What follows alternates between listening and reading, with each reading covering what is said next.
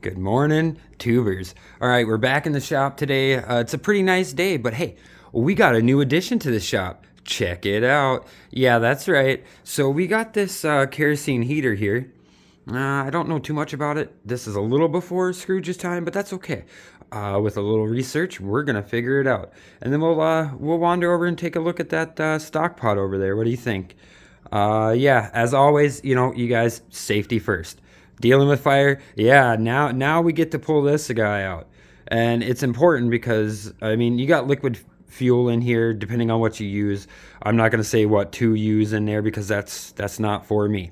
But knowing that it's like a grease fire, and if you guys know a grease fire, you don't put water on a grease fire at all. So it's the same kind of concept. You don't put water on any kind of fuel fire of any kind, or it's just going to make it spread.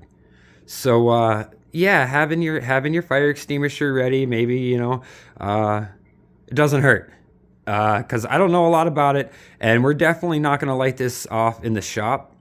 We're going to take it out, we're going to inspect it, and check it out, make sure things are properly working and moving and all the switches work properly and stuff, and let it run outside for a little while. And we'll see how it goes. So right off the bat, we see auto ignite. So I'm assuming there's some batteries in there. You got a set for your emergency shut off. So if you go to try to light it, and this is your knob for your wick, and it raises it and lowers it, and we'll check that out in a minute. But if you try to go light it without the emergency switch on, you can look in there and see that little igniter coming down. It's not gonna strike or ignite or do what it needs to do because that emergency switch is not set. So you crank that all the way over, and let's see if we can do it one-handed. And it drops it down and it locks it into place. So now if you have batteries in there, you can tilt it. The igniter is going to come down and hit your wick down there. But this guy doesn't have any batteries in it. It's probably a good thing it doesn't. The battery slot looks fairly clean. It looks nice. I mean, the whole unit looks really good. It looks really nice and clean. A little dusty, but that's okay. A lot of things are a little dusty that are still really good to use here. So we got the emergency thing set. So if you bump it or you rock it, and I don't really want to do it up here, but or tip it over, it's gonna shut that and it's gonna shut your wick off. Otherwise, the way you shut it off is you just turn it all the way down, and it lowers the wick in there. Let's see what we can get into here. So this is kind of it just puts the heat on it, and it kind of diffuses the heat in a more even fashion. If you guys have like sunflower heaters and such, then you kind of know what's going on there. And here's the burner inside of there, and as you turn it on, let's see if the wick comes up. I know the wicks dry out and they get pretty crusty, and they get hard to tell if it actually is gonna work or not. But hey, the wick's coming up, and it's gonna be kind of grody in there, but it doesn't really feel all crusted like you would think it would.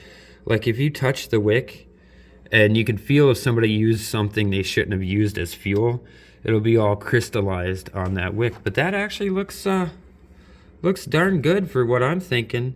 It doesn't even look like it's been burnt very long. It looks like they maybe have put a tank of fuel in there. Can we see the tank fuel gauge in there? Maybe not right now, but there's still a little in there. So it almost looks like somebody put one tank of fuel in there, started it up, used it, and then just never used it again until it ended up here at the shop. And here we are. And I gotta figure out a better way that's how it goes on there. But you gotta make sure that handle's in the front. So yeah, that's that.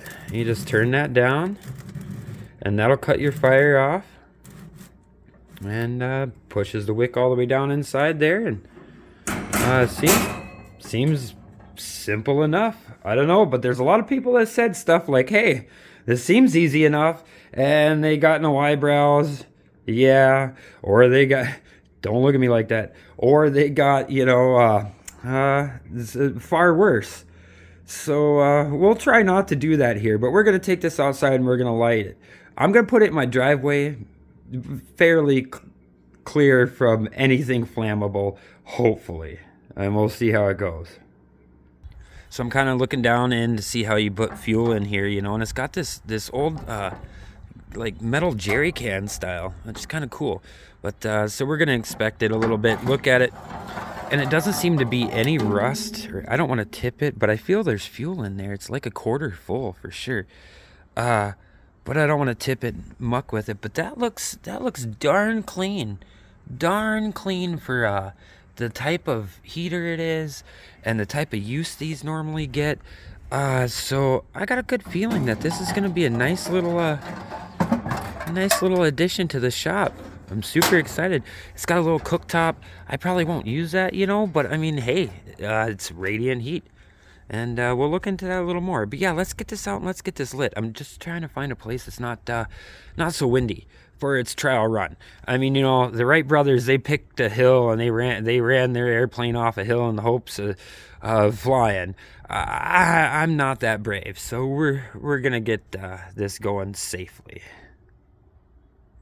All right, so I figured just go where I burned my IC chips and stuff in here. Actually, you'll check that out later. It's an old washing machine drum, and if you do it just right, you can get quite a nice fire going in there. Get it circulating, get the air so it oxidizes, and yeah, we'll get into that later. We're on to this right now. So yeah, safety. I've got my leather gloves just in case I gotta take that thing off or something. You never know. I got a lighter because, like I said, it doesn't have any batteries in there, so that's fine. You can light it with a lighter.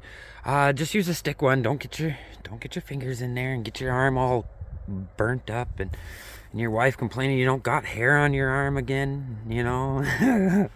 I say again a lot, but there's a reason for that. So and again, we got our fire extinguisher right here just in case, ready to go.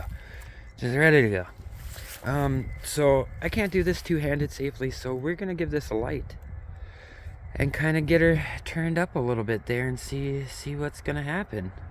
I think I'm gonna leave the grill open so that then I can deal with the this if I need to. But we're gonna get her lit up here and we'll see what happens. All right, so we got her lit. We got the diffuser back on here. I'm just gonna turn it up a little bit.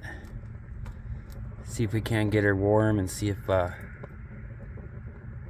it's doing what it's supposed to do. I took out the internal fuel can. Now I did that for me. I don't know if you're supposed to do that, but I didn't feel like having an extra whole bunch of stuff that didn't need to be there in case it didn't need to be there. You know, just in case. I mean, you never know. I hope it starts to heat up a little bit. It's a little windy out here for it, but we'll see. It's lit. Definitely lit in there. I just want to make sure it's not going to get too out of hand. And we'll come back. All right, you can start to see the coils. Oh, look at the reflection in the background, but you can start to see the coils are starting to heat up. Seems like it likes to get warmed up a little bit, and then you kind of turn her up a little more and a little more until you get to where you want with it. I know the wind's mucking with it, but that's okay. I just want to make sure it's pretty safe and not too stinky or anything like that before we invest any more money into it, which I'm trying not to invest anything. You know how it goes, but hey, that's some heat there. I just want to make sure it's not going to go all wonky, and we'll come back and let you guys know. Yeah, look at that. Free heat. And I still got some in the tank, so that's even more free fuel. That's pretty cool. Well, I think that's the answer to that. It works good. I'm super excited. And now we got a more reliable heat source, and we'll get some fuel for it. And it looks great. Awesome. And it's retro. I love the retro. And it's just clean. There's not a spot of rust, nothing on it. It's just beautiful. So now I got a reliable heat source. Now I just got to make sure I get the right fuel type, because I don't want it to be smelly. I know people use other things in it, and I'm not really looking for that. So I'm going to figure that out another day. But I think that's a keeper, and thanks for taking a minute out of your day. Anybody that's new, go check out my channel. We're always doing something weird and fun there. And for all you subscribers, thanks for coming back.